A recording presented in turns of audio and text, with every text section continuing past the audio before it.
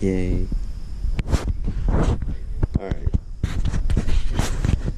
So, welcome back. It is day 2 of 365. Last video that we kind of just hit on the topic of self-development.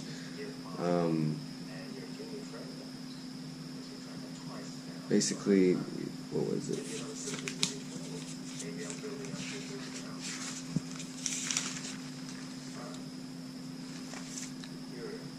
Three elements. Action steps for skill enhancement and personal growth.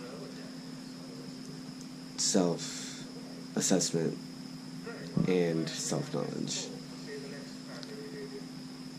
So, self-assessment is basically assessing your skills that we have in different domains.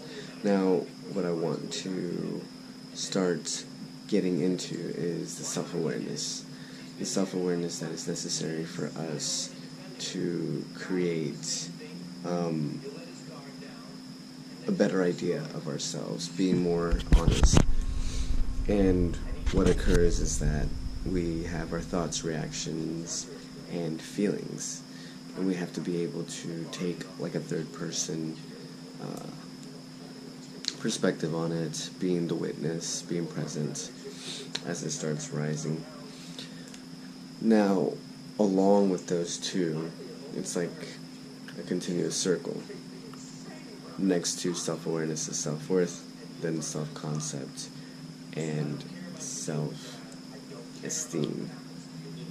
I like to think about it as a body, right? So self-awareness would be our head. We have our self-esteem, self-worth, and the self-concept is what basically is that we feel that life should be, is who we are, our idea of ourselves, or we want to be. Now, with self-esteem, we basically have this understanding is how we feel about ourselves. And self-worth is basically the values that we impose on ourselves.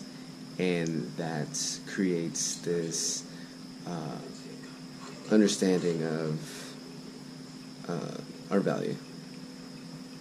So with self-esteem, sometimes we get caught up in this wanting to have, or we avoid things, and it becomes very difficult for us to obtain things because we're stuck in our self-esteem rather than our self-concept.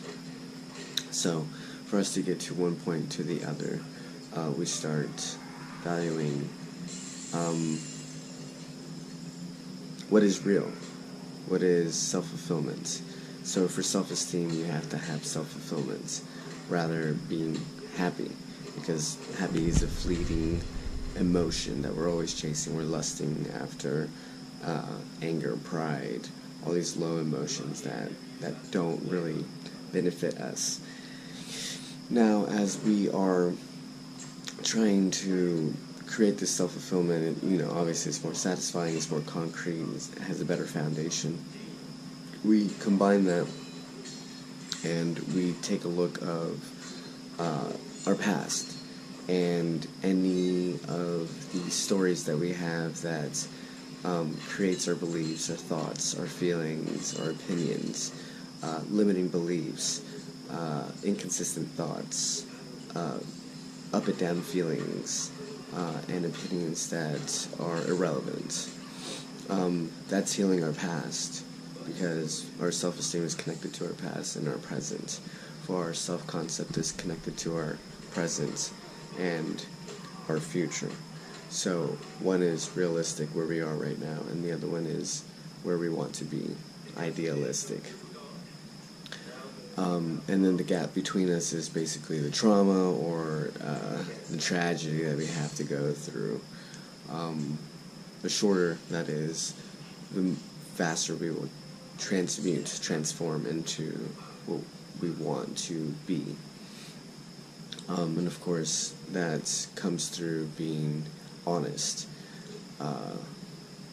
And for you to be honest, you have to, again, be aware of how you're given the love that is necessary for you to create that person, the power that is necessary for you to create that, the passion that's behind that person, the groundedness. So you start embodying it in all your energy centers as you create this projection of future self that creates a muscle memory, a knowing of yourself.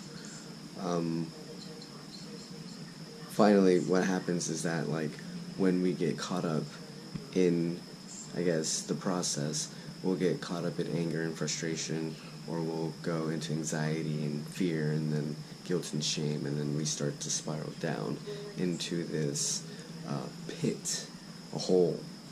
And what happens is that we lose faith. And faith is basically letting life work for you. Whether it's God, whether it's the universe, the law of attraction, you're letting it happen for you. You just believe it.